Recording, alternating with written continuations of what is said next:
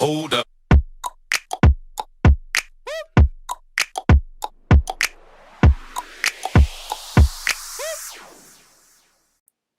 Hey SMU crew, we are diving into something that is super, super fun, and it's something that I think a lot of people struggle with. It is how to build a Facebook page from the ground up.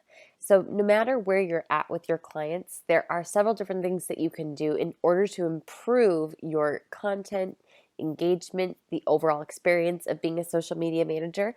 So, let's dive on in. First and foremost, I'm going to teach you the most important element of your client's Facebook page and the journey to growing their Facebook page, how to grow a Facebook page. It's pretty cool. And advanced target market research for creating killer content using the 3 E's training that you can find within SMU. So, first and foremost, I want to share with you the single most important element of a Facebook page, and it might surprise you. Do you have any guesses? It is the following. Who are they? Tell me about this target market. One of the things that I think is really difficult is that oftentimes we don't even know who our clients' followings are. We make assumptions. Maybe it's their friends or family. It could be that they paid for a like campaign and they accidentally did it in India. There's so many different things that can totally throw off the dynamics of a page. But it's your job to understand who the following is and to build the following and understand who they are. So, one way to sum this up is that the most important element of growing an engaged Facebook page is target market. Now, phase one of this, building a new following. Let's say you start with a brand new client and they really barely have a following. I would say less than 200 followers on Facebook, maybe even less than 100. So you don't have a lot to work with. It's probably a couple of their friends and family, maybe some of their customers or clients, but then, a bunch of people that you really don't know a lot about, right? Well, phase two is going to be understanding a following. Some of us have a different problem. We have clients who have pages that already have a following in place, and we have to understand who that following is and what they are most likely to engage with. Once you understand a following, it is significantly easier to create the 3 E's of killer content in order to engage that following. And phase three is all about the last thing that we want to do, making the 3 E's content that they cannot help but engage with. So let's dive on in. Phase one is all about growing a following. Now, I hate to break it to you, but if your client doesn't have the money, they better have the time. One of the things I think sometimes our clients forget is that part of their job is also to make sure that they are actively marketing their brand. Marketing can definitely, to an extent, be handed off to somebody else, but at the same time, this is the lifeblood of their business. Marketing and sales are the two most important driving factors behind a brand. I mean, it's the reason that companies like Pet Rock succeeded, yet incredible companies go under every single week. It's because they didn't put their priorities in the right place. Yes, product development is great. Yes, customer service is awesome. But if you don't have marketing and sales in place, your company is sure to absolutely fail. So, if your client doesn't have the money, they're going to have to go out there and find different ways to grow their Facebook page creatively. For example, one of the ones that I recommend is for them to be active in Facebook groups, to be sharing it with their customers via email, to be connecting with people who walk into their store, talking to them about following their Facebook page. I mean, it's essential for them to be as passionate about it as you are. Unfortunately, if they do not have the time, which most of our clients don't, sometimes that's where like ads come into play. And like ads are really, really powerful. I've run like ads and grown pages from 0 to 62,000 followers. Now, people always say, like, how in the world does that work? Well, the cool thing is there's actually a two-part training in this. So the second part of this training is a video where I actually walked the social click through how to build a Facebook page from the ground up. That call was actually over 2 hours. I think it was 2.5 hours long, and it was an incredible call. We went really in depth.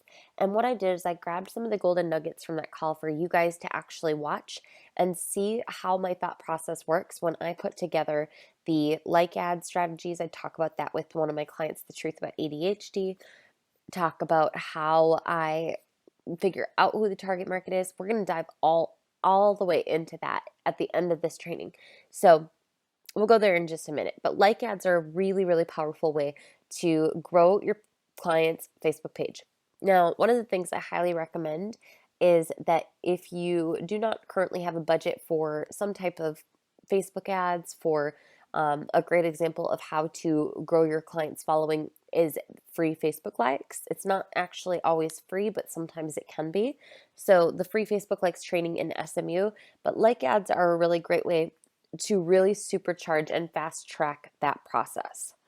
Another thing I highly recommend is lookalike audiences. So if you have, let's say, a list of clients or customers, creating a lookalike audience from that list of clients and customers is a great way within custom audiences to build out potential clients that would be really good for your client.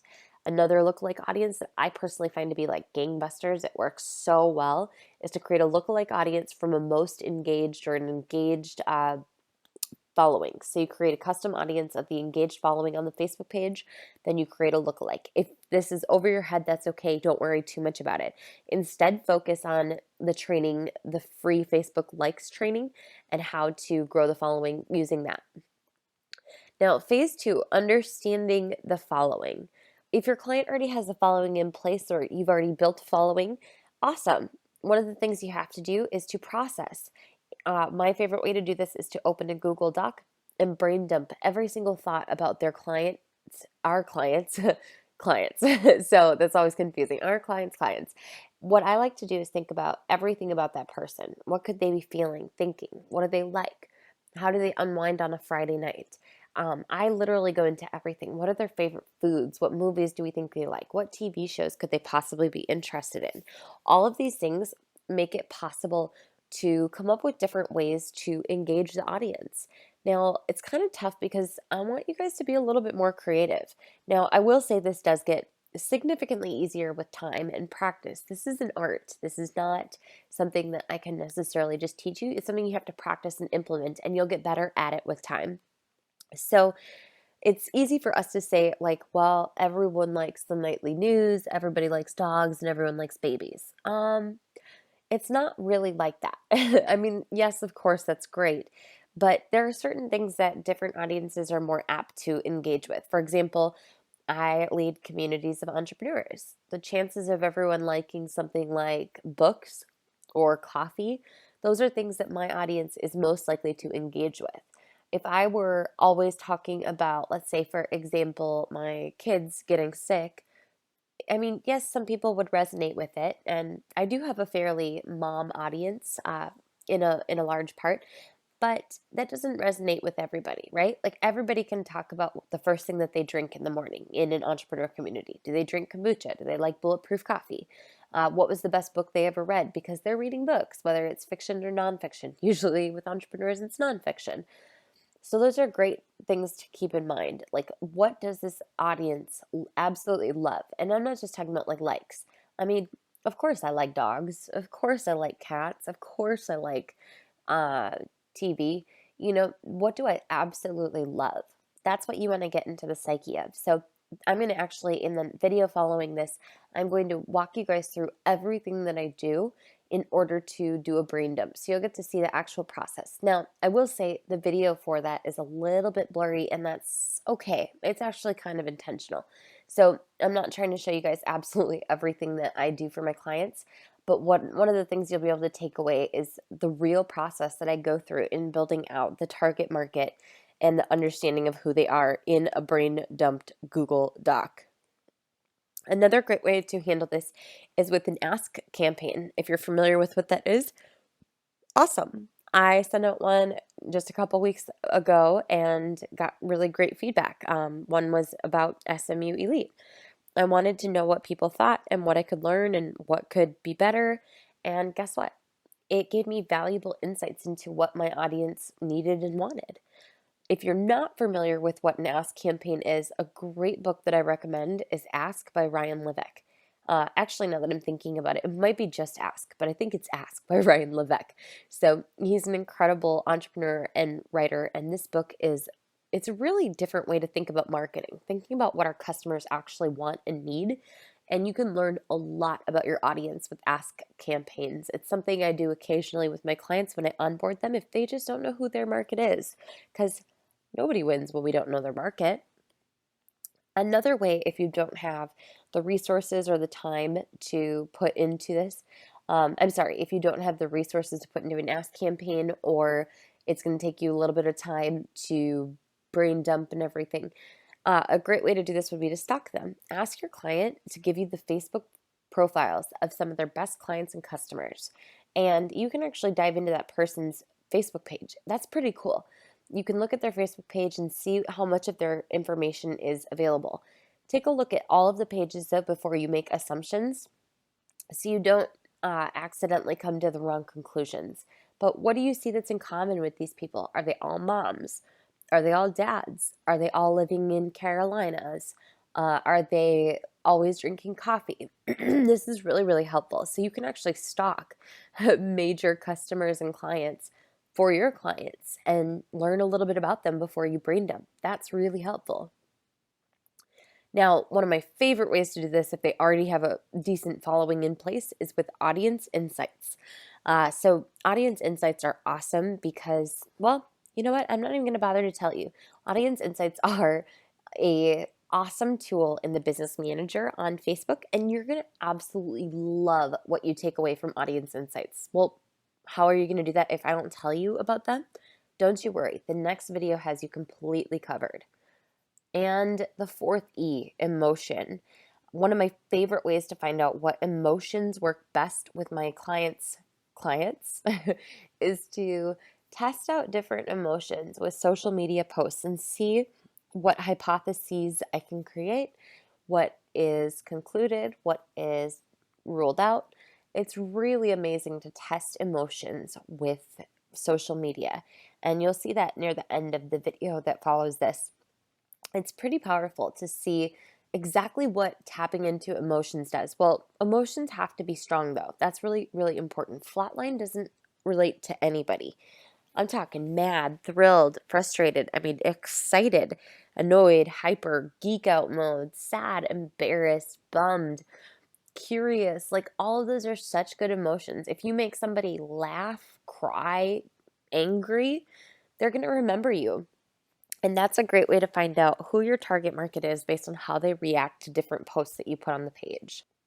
But without further ado, let's dive onto this next video I've been talking about forever. You are going to absolutely love it. We're going to take a look at her audience insights. So this is one of my absolute favorite places to go when I'm building a page either from the ground up, like I did for the truth about ADHD. It's what I did with clean plates. So that's a funny one, but it's what I like to do with my clients whenever they're like, I want to grow my page. I want lots of social engagement. That's important to me. Well, we have to know about who it is that follows you. And one of two things has to happen. Either we have to intentionally build the page that you want. So we either have to build the following. That's what we did for the truth about ADHD, right? So they had no one. And so I was like, okay, we want a market that's super, super engaged. So first we started running like ads for people who were would like things related to ADHD or holistic treatments of ADHD. And then once we had a really engaged page with the content we had, then I created an audience that was the most engaged. So the engaged audience of the page within the last 30 days. And then I created a lookalike from that. So if you want to create a highly engaged social media following, create an audience of the engaged following, and then create a lookalike from that. Okay. Get people connected to her page. Any questions so far? What do you guys think so far? I have a question. Yeah. So with the ADHD one that you did all of that growth, did you also curate or just create content? Lots of curation. Let me pull that one up. So most of it is curated actually because so A, they only have one video. B, they really don't have a website. C, there are no blogs. D, there Wow. are no photos. So we had to curate, like, or create something that was like regurgitated. Like, and that's obviously, technically, you would think this is the biggest challenge. There's nothing, right? Um, until we hire the content writers for Make Soaps, which is going to be so fun. Um, there still isn't a lot of content for Meg. You know, she has her photo shoots of her products and she can take as many snaps as humanly possible. But don't you feel like that's the issue a lot of our clients have? It's like, how many pictures can you take? And like, can we make everything engaging and exciting? So that's where you have to step in with creativity, like big time. Okay, so this is I think I have two videos from them. So two videos, and that's it. So everything is like, this is okay, but like everything is very curated. Obviously, like blogs never do as well unless you come up with a really great caption for it. I've seen that just in general. Unless it's already something that's going viral according to Post Planner, then sometimes it does well. Okay, so like we do a lot of reposting. Another blog. This one was terrible. I should probably just delete it. But then, like, we found an ADHD poem and just posted it. Someone wrote it, and we just posted it, and people loved it. You know, this is all organic. So now everything on their page is organic. So 1,500 shares, 994 reactions. Um, there's only like one thing that I boosted recently, and we'll see the results of it because it had already organically reached like 300,000. So I was like, okay, you know, I should boost that for $20 and just see what we get. Um, Decent, right? So we just started to think about like, what are the emotions, right? What are the emotions of the following? Obviously, they're either struggling with ADHD themselves or they have kids with ADHD. And then we were like, okay, we need to appeal to the emotion. This appeals to anyone who has ADHD, right? Or they're relating for their child. The ones about kids do really, really well. Let me see if I can find. There were a couple more that were like insane, and it's just kind of helpful to see like this is what we do if we have nothing, and we have nothing for them. Um, this one did okay. ADHD versus ADD, just a video about what the difference is. People are just very hyper engaged and they want to like make their audience on Facebook aware. It's okay. So when you do boost or do a likes campaign Yeah. with these, do you use curated content or do you use you do? Oh wow. So when I boost this stuff, and when I say boost is kind of like I really do mean setting up an ad for engagement. Um, I shared this earlier today. The only time that I recommend boosting is if you're in a hurry and you want to quick get some engagement on something before you set up ads later that night.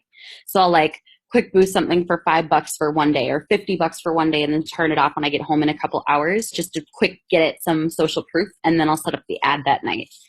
That's the only time I boost is when I'm in a hurry. So that's it's engagement campaigns. And then I used, I think, this photo for a likes campaign, the photo on the header, and then a couple other photos that all had to do with, or that seemed like ADHD. So I think I found them on Pixabay. And they did pretty well. I was like, we're revealing the truth about ADHD, like our page to follow. So super clickbaity. Like campaigns are so hard. They are hard. It's kind of crazy. So I think I did the just ADHD and then I found something. It was like this or something like that. Or it might have been this. Just clickbaity. It works. That's what you have to do for likes campaigns. Okay. So I think that's enough from the truth about ADHD. But so let's see. Let me just test you guys. Let's see if anyone knows what the 3 E's are that we're going to base most of the content off of for building her page. Do you guys know what the 3 E's are of creating killer content? So cool. Yep, so it is engage, educate, and entertain. Those are the three E's. And then if you want to truly go viral, there is a fourth E, and that is emotion. But emotion can obviously play into education, entertainment, engagement. I could even teach about like the fourth E when it comes to going viral. When you can evoke emotion, you can get a massive following, lots of people reach. That's what the truth about ADHD does every single day. Okay, so let's take a peek real fast at the insights into her audience. So you guys can do this for your clients who have, I think this kicks in, they say this kicks in at 1,000, but different things kick in. So like you can see different amounts. And one thing that you want to check is this number here, because there are different times where it doesn't update as fast, because most of this data comes from like Axiom and other partners. So this isn't just Facebook's data. This is a lot of data that we can get, from Axiom and all those other other categories that they don't want us to know we can all access. So I look at this and I see that it's 5.1K monthly active people. And there are just around 6,000 that like her page now, and that's growth as of recent. But if we had grown her page super fast, like in a couple weeks from a like campaign versus over 2 months, then this could possibly say 3,000 or 1,000 followers. So you just want to check to make sure that they've refreshed the data recently, because if they haven't, this will be really small, your following will be large, and you will not get an accurate representation. It'll be an old representation or snapshot. And they will not tell me how often they update it. There's no timeline. So hers is updated. I had clients where it wasn't. So, okay, demographics, she's got females, but obviously we're only targeting females. So mostly females. We take a look at their lifestyles. There are 3 lifestyles that stick out. Active lifestyles, so people who are established couples with teenage kids, minivans, and mortgages. Who hasn't looked at this before, by the way? Anybody? Like Facebook Insights and all of the different stuff that's available. Anyone, is this new for you or no? No? Okay.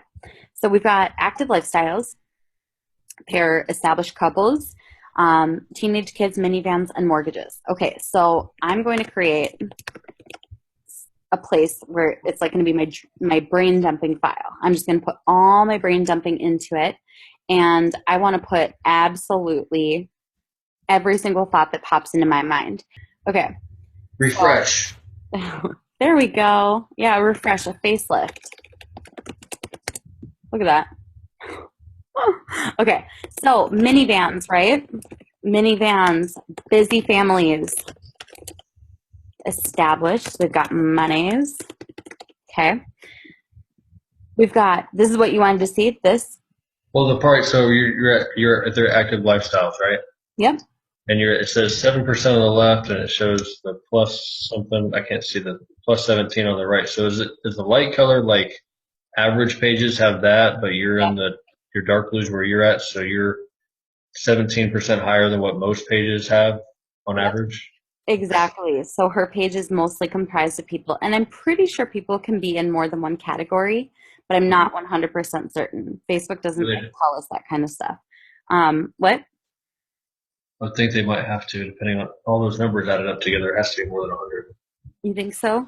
This might not be, because it's almost 20. 1, 2, 3, 4, 5, 6, 7, 8, 9, 10, 11, 12, 13, 1, 2, 3, 4, 5, 6, 7, 18. There's 18, and all of them are 4% except for 3 that are 7%. So, any mathematicians? Okay, so we've got active lifestyles. This is just kind of a snapshot into what the people look like, work and play, right? So affluent single parents, that's a really interesting category, isn't that? Predominantly white collar, professional, comfortable incomes, they're homeowners and renters. So we've got single parents. I normally type everything that's organizational in all caps, and I didn't do it that way, and that's bothering me. But once again, affluent, so we want to make sure that that's super capitalized. And then we've got firmly established. They're upper middle class couples with school-aged children. So all of these are pretty much parents, right? And another word that comes up again is minivans. radio listeners, and homeowners. But once again, affluent. So homeowners and radio listeners. So isn't this kind of already giving you some ideas of the type of content that we can be posting to relate it to our audience? I mean, I instantly am like, okay, if 2 of our 3 biggest audiences are like minivan drivers, they've got kids, they're busy, they've got money, the things that come to mind, the emotions are busy, activities, right? Not that that's an emotion, but you know what I mean? Lots of activities. They're juggling lots of different lifestyles. Maybe they don't necessarily put themselves first all the time. So I don't know. What do you think? Maybe sometimes self-sacrificing in a way, or at least they like to think that they are, even if they spend a lot, right? But yet at the same time, they probably splurge on the things that they want to or that are important to them. Really want. What else? Maybe with lots of kids, life can be messy. They want to portray like glamour a little bit. Okay, so let's dive in a little bit more. So 50% are married, 29% are single, 18% are in a relationship. It's all pretty close to standards. So nothing sticks out to me as out of the ordinary. Education level, more college educated. That's interesting, but still not huge. Biggest audiences are sales, and salespeople can make a lot of money. Salespeople, administrative services, personal care and home services, mostly like white collar.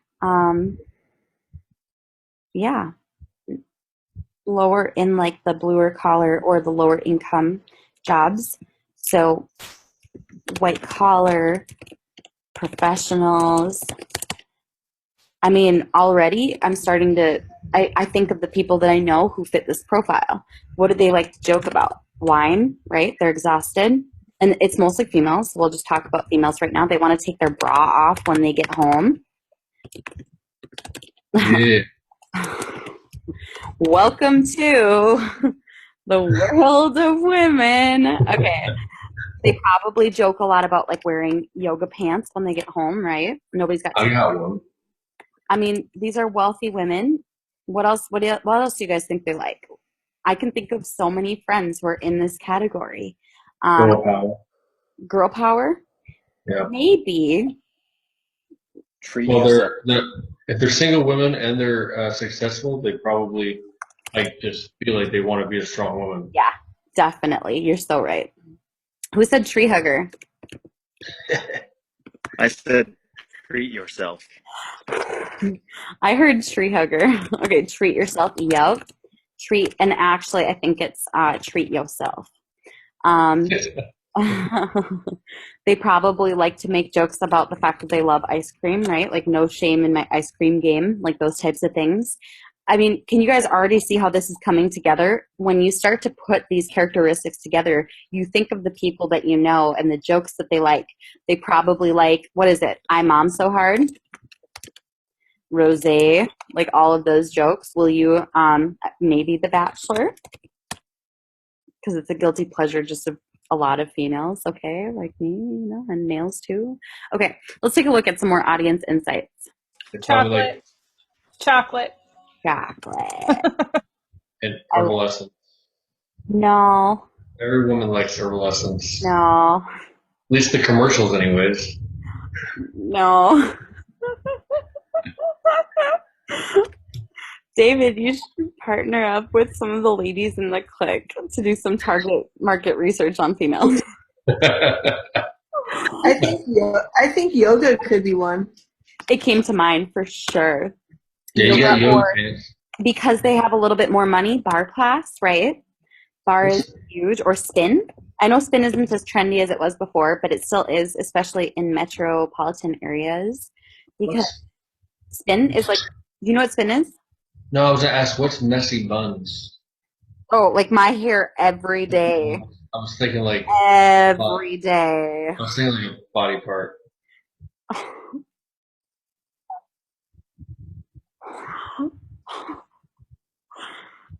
I've No. never heard of it before, so I was wondering. if any girl had messy buns, she wouldn't brag about it. Oh my gosh, I can't handle this. David's like walking through Target and he's like, why would you have that on a t-shirt? That's disgusting. Okay. Crazy. I don't have those messy buns. I have this messy bun every day. Oh my gosh. I get it now. I get it. Okay. Let me hop on in here. Marley says new for me. It's new for you, the audience insights. Okay, awesome. Let me just pop back in and see. So Starbucks. Oh yeah, Starbucks is huge. I feel like it's more basic than we want to admit. But you know what profile is kind of coming here? It's a combination between a basic female, right? You guys know what the basic female is? The basic female likes all of this, right? It's a basic female. It's kind of a basic female, but also with an organic twist. So it's that woman who doesn't want to admit that she loves Uggs, but also appreciates organics, or takes her fish oil vitamins, but also enjoys a pumpkin spice latte. So, right? Possibly. Maybe somewhere in between there. There's a range. Somewhere between like a hippie with money and a basic female. I think that's our range. What do you guys think? So like somewhere between hippie and basic female. That sounds terrible, but we're just doing this for complete like targeting purposes. Okay, let me just make sure I'm not missing anything. Brunch. Well, I don't wake but up early enough. But what? I'm thinking like, well, I don't know. I don't see where you're seeing the hippie part. So the only reason that we would consider the hippie part is because they're obviously investing into their wellness. They follow pages that have to do with alternative stuff. So we could even create a second profile based on the interest in targeting and what's been performing. So like paleo, right? Dr. Axe, that's doing well. We've got holistic health. We've got, whoa, okay. We've got holistic health. We've got vitamins. We've got aromatherapy, and we've got essential oils. So this is what I'm targeting based on. And obviously, like I could test out this too. But like I said, I don't necessarily think it's completely this woman who's like, because if you just put together these into something, you've got someone who's kind of granola, right? Like someone who's very hippie. We all know that person who's like 100% essential oils and like they make their own toothpaste and all that stuff is awesome. And then I think that this person here is also somebody who probably doesn't care about using bleach in their crust white strips. So it's somewhere right in between these two. That's what my gut tells me. So there's overlap between these two audiences, and that's that perfect in between. Now, the reason I get all of this is just based on all of this. Whereas when somebody is like straight hippie, straight paleo, straight vegan, straight holistic health, oftentimes what I see from that profile is that's the same person who's like, I work as a cashier at Whole Foods, or, you know, I teach yoga or something like that, right? So the money doesn't necessarily flow as quickly as the white collar professionals where we see more of these behaviors. So it's like perfectly somewhere in between there. We'll find that line. And you know how we're going to find it fast, you guys? Through testing through social media. You got it. We're going to find out what our audience likes, what they tolerate. We're going to push the limit. We're going to find out things like, we don't know right now, are they snarky? Are they goofy? Are they self-deprecating? Because those are fun things, right? Like I Mom So Hard is very self-deprecating. I didn't spell that right. I don't know how to spell that. That's okay though. What else? What else do you guys think we need to know? I'm thinking of an image of like 2 or 3 kids like voting that their mom's like the number one mom, like mom of the month. Yep. Like she's the only mom, but she's always mom of the month. Aww. Number one mom. I'm your only mom. Okay. Are they super moms? Yeah. Do they live for their kids? Do they splurge? often? These are all things we're going to learn, and the best way to find out is through how they react to the social that we post. Okay, so let's dive in a little bit more. Here are the pages and the categories that they like. So we've got essential oils, we've got organics, we've got skincares, we've got naturals, Karma Foods, we've got an oil depot, more essential oils, herbs, apothecary, aromatherapy.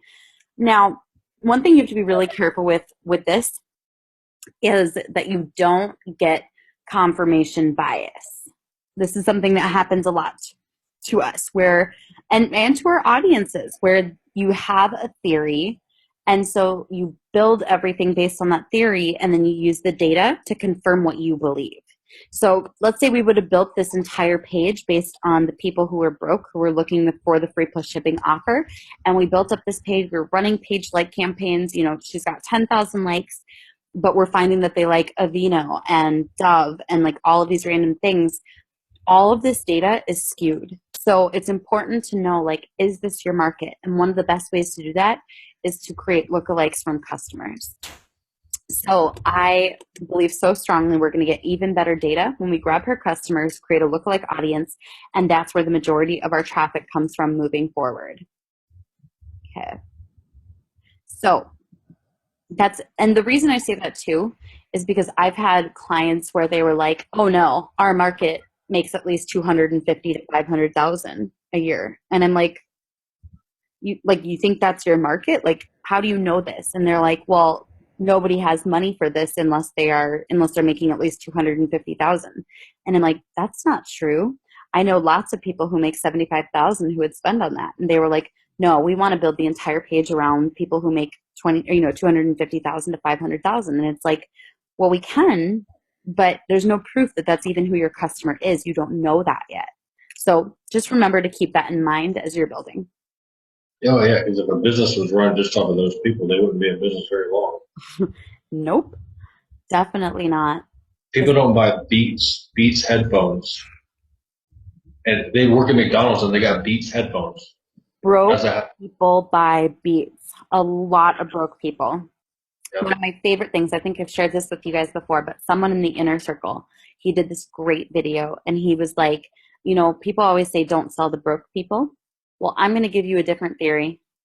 Broke people are broke because they're buying stuff. Yes, So if you get a broke person on the phone, sell to them because you can give them a better solution than the other stuff they're spending money on, like their nails or their car or, vacations that they don't need. So I love that alternative theory. Okay. So we've got a pretty good picture of who this person is. And because of the purchases, we've been able to confirm that these we're building right. Like, obviously, likes are nice, engagement's great. We started with wanting to get sales. So it's built based on the people who are buying. And so honestly, looks good to me. Any questions or what do you guys think? Pretty cool. Another thing that you could do, let's say you're stumped, absolutely stumped for material. Another thing that you could do is open all of these pages and see what's working and what isn't for them.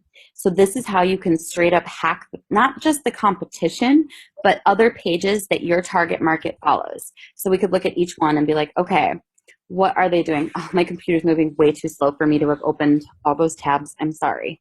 Okay, so when you have your business pages, you go to the insights and then you go to the overview.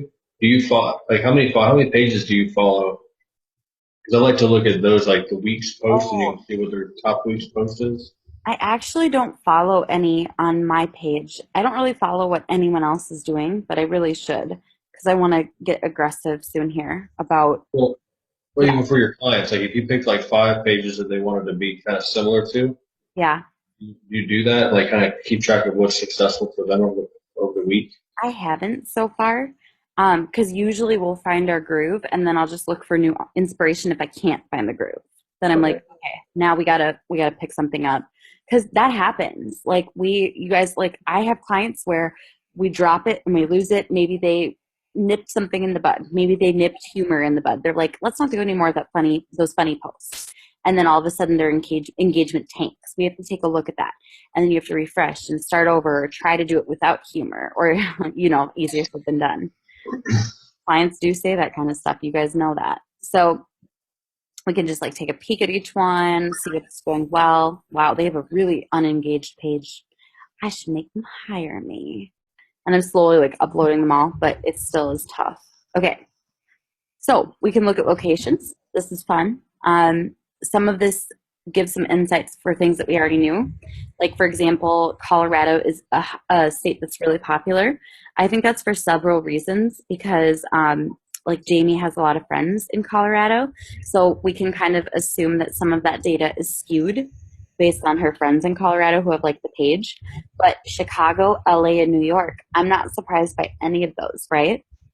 And then it looks like the rest is like all across the country, right? So 2%, 2%, 2%, and that's all we've got. And then as we get more and more people, we'll get more insights into the different cities that they're coming from.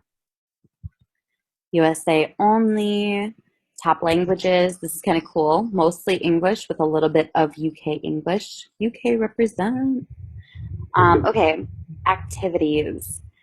So these people click on a lot of ads. So these are consumers, right? Look at that, you guys. 51 ads clicked on compared to like, what is it, 15? So this audience is super, super, like, they want to purchase and they're highly engaged. Look at that. 16 pages like compared to the average of 1. 37 comments opposed to the average of 8.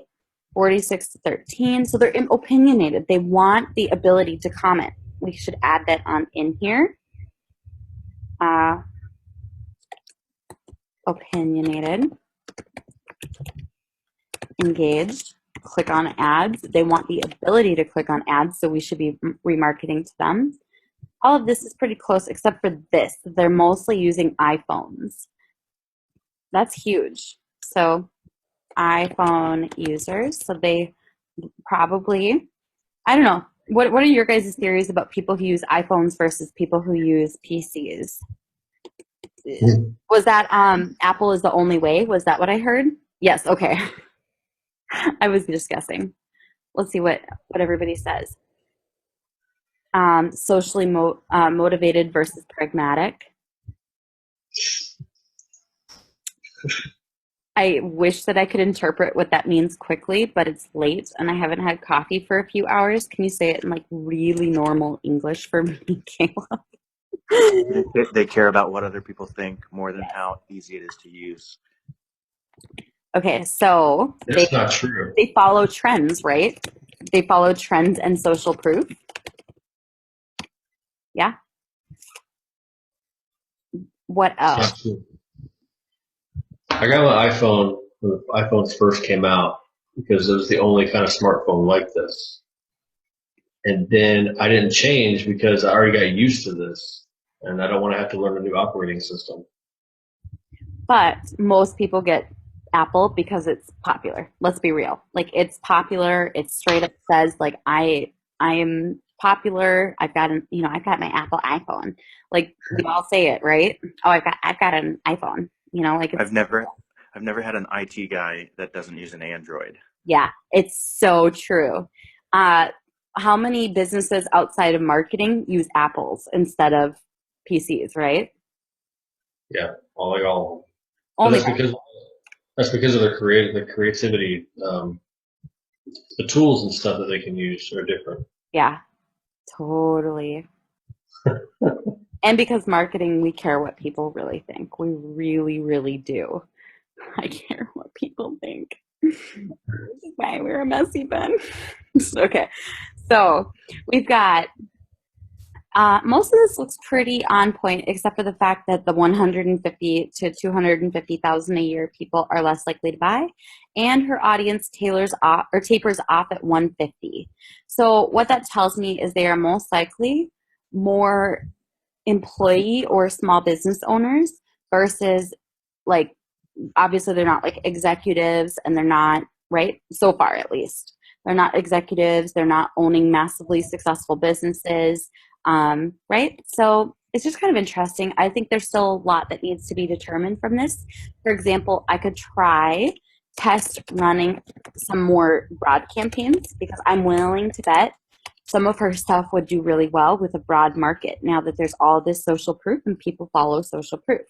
We could test out different incomes. We could test out, I mean, iPhone users, a lot of stuff. We could test out executives. I think that would be interesting to see how that works just for fun. And she's open to me testing as many different audiences as we want. So I think that makes well, that what you're just talking about with the income demographic, that makes sense for the kind of profile you created on interests and stuff. It's like a person that works hard outdoors, or not outdoors, but like out of the house. They're not like a home entrepreneur type of person. nope, because we work 24/7, which is why ultimately, hopefully, all of our businesses end up like here, right? Right. Because we're willing to work hard. So I like what you just said because it confirms that they're willing to splurge or put themselves first in the evenings. It's that I drink rosé, I drink a bottle of wine, I watch my TV shows. You know, oh my gosh, my kids are driving me crazy. We're kind of Right. seeing this profile coming together. My kids are driving me crazy, but yet I only use organics in the bath for them, right? Right. Yeah, these are employed people, but usually probably like in the managerial type of space. Yep. So they're really important in their job. Yeah. Yeah, but not as important as us. Okay. Never. So this I don't really think that much about. I know some people do a lot of research into this, but I don't really think as much about this because I think that the market for renters and owners is like, it's just kind of, it's shifting. Some people are deciding that on principle, they don't want to be owners. It's very millennial right now. But yet at the same time, it depends on the state you're in. It depends on the housing market. That could change as houses drop in price. So Politics. oh, yeah, absolutely. So, household size, I found this kind of interesting. Like, her market is all across the board, you know, mostly households of sizes 1 to 4, and then it drops down a little bit. So, kind of in there. Just a nice little comfy family. Um, Household value. I mean, this to me it feels like a lot. 200,000 to 500,000 for your house, but it makes sense because it's Chicago, it's LA, and it's New York. Those are three of her big places. I'm guessing that, you know, since 40% of her audience, their house is worth 100 to 200,000, which says they're, you know, middle class to a little bit above middle class, depending on where they live. And then, you know, 200,000 to 500,000, it's 37%. That's a lot, right? So this might include more of like the metropolitan cities. Now, keep in mind, you guys, like when I'm talking about this stuff, I'm not ever saying like this is what this means. And if I do, it's not because I'm saying like this is definite. These are conclusions that I'm drawing, and conclusions can obviously like your conclusion doesn't change, but like your hypothesis changes, and then you look for a different proof, and then anyone who is a scientist is going to say no, that's not how it works.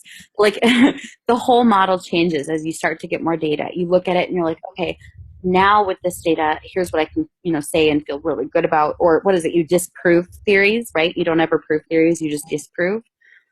I'm pretty sure. I'm nervous to see what all the smart people say here. Jules, I think so. And I'm pretty sure that you get some of that data. I'm trying to think if I have any clients in Australia. No, I don't right now. But you get this data on the insights. And by the way, hey, Jules, I'm so happy to see you.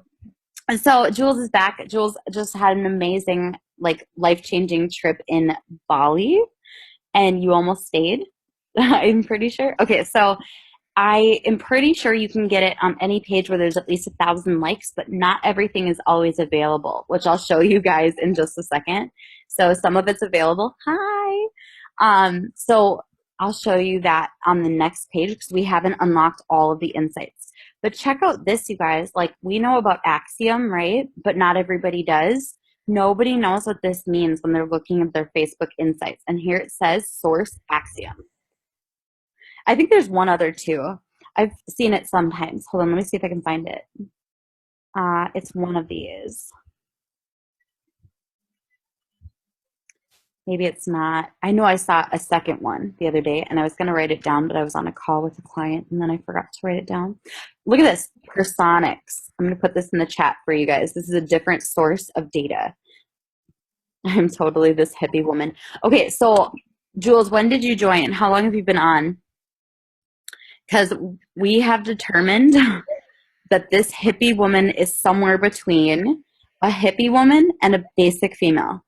So, like, this is a portion of the profile that we loosely put together. And this is the other portion right here. And this actually, I'm going to put yoga in here too, because it's both mainstream and like hippie, depending on what yoga you get, right? Hi, I've been on for about 20 minutes into the call, so Okay. I got most of it. Okay. So we're saying it's like somewhere between this and this. And we're going to try to find that line through testing with social media, which will be really, really fun. But I think it's a little bit of both. Yeah. Okay, so you guys saw the second source for data, Personix. It's just kind of cool. And then look at this. Request audience is here from Axiom Data. That's new, right? I don't think that link used to be there. But some people still have no idea what that means. Actually, I'm going to do that anyways because I feel like seeing it. But they never get back to me. Anyone else never have Axiom get back to them? Like, they never get back to me. Okay. So we don't have all of this data yet. There's not enough data for them to draw conclusions on these two, which is purchase behavior. Oh, and then here's a third source for data. We've got Data Logics, Epsilon, sorry, a third and a fourth source for data. Data Logics, Epsilon, Axiom, and Personix. Do you guys know how valuable that is? Because those places can sell data to us. And you can often, like, sometimes you get it for free when they're in like the original project beta mode, but you can actually purchase data from these types of companies, which is crazy cool. So as those become more and more available, we might have to do that kind of stuff. So these two aren't available, but we can see like her audience spends a decent amount, but this is kind of conflicting. So I'm actually going to not pay attention to this right now until we get more data in. But then we can see, this is surprising to me. They drive a pickup truck, mid-size car, full-size sedan. Now this goes a little bit against the whole minivan thing. So I'm wondering if the minivan, I wonder if the reason that they're highlighting it is because it's more than Facebook by 5%, if that makes sense, you guys. Or if it's like a second vehicle, if that makes sense. The sedan makes sense because we were looking at family sizes between 1 to 4. Yep. And I think it may be like the anti-minivan, it's not cool to have a minivan group. Sorry, that's totally me. I offend like all of my family when I say that. So full I size. am totally on board with you. That's why I never had a third child. That it would have been another boy. I know it. Yeah. Oh my gosh, we're about to find out like pretty soon here if we're having a girl or a boy. Because you can do that at like 11 weeks with the blood test. So we're gonna find out super early. And then but we're getting a full size sedan. What is it? It's SUV? SUV. Looked at me like, oh my gosh. We're getting a third row SUV. that's Because I was like, no minivan. Yes. So, okay. So, pickup truck, mid-size car, full-size sedan, more minivans than normal. But then this is kind of interesting for how like organic this audience is. Hybrid and alternative fuel is kind of low as a car. You know what I mean? You'd think that would be like one of the top 3. So yeah, for the hippies. right, but they're selectively organic and green, right? I Possibly. think they're just pampery. They're like, they want to get a little bit of luxury here and there, and they use pamperous type stuff. Are they selectively green because they drive pickup trucks that use diesel? Do you ever kind of like appreciate the like dichotomy of who we are? Like you can be super tough in one part of your life and be super soft in another part. Well, it could be that they're just more concerned about what they put on their body versus what impact it has on the environment.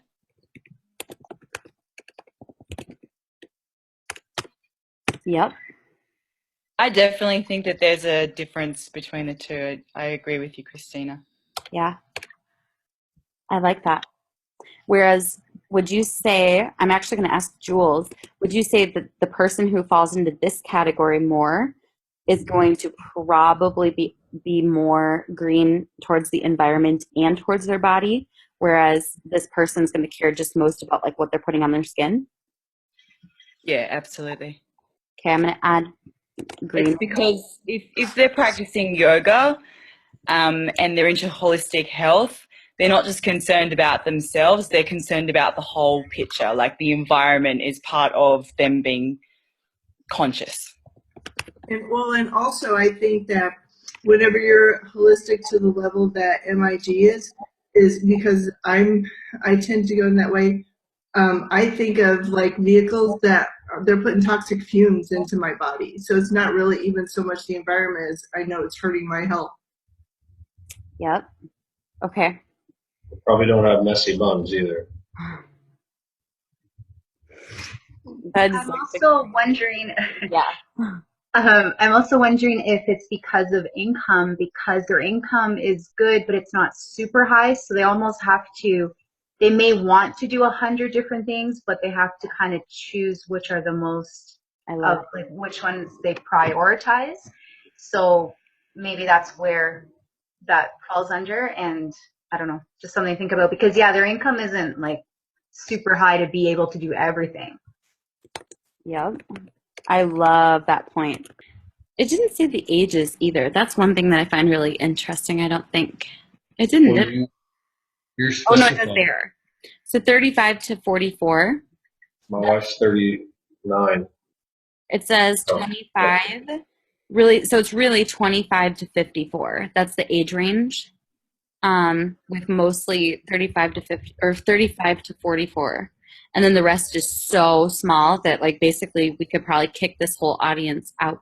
But I'm going to look at then obviously what we would dive into, because as much as we can speculate on the audience, we can just look at who the buyers are, right?